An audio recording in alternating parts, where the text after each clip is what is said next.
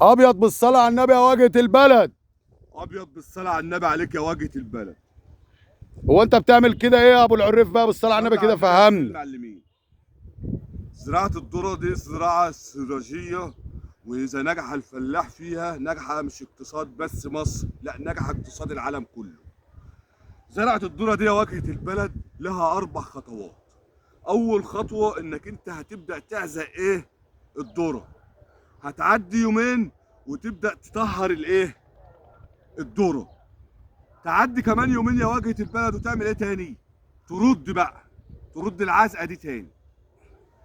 بعد كده خلاص بقى عشان تتفادى بقى وتضرب الضربه القاضيه، اسمها الضربه الايه؟ السوبليكس دي اللي بتنزل بيها. شفت بتاع جوني كده لما بتنزل تدي الارض؟ اسمها سوبليكس، انا عارف ان انت عندك حرف. سوبليكس دي يعني. اه. السوبليكس بقى بتاع الذره دي يا واجهه البلد انك انت تعمل ايه؟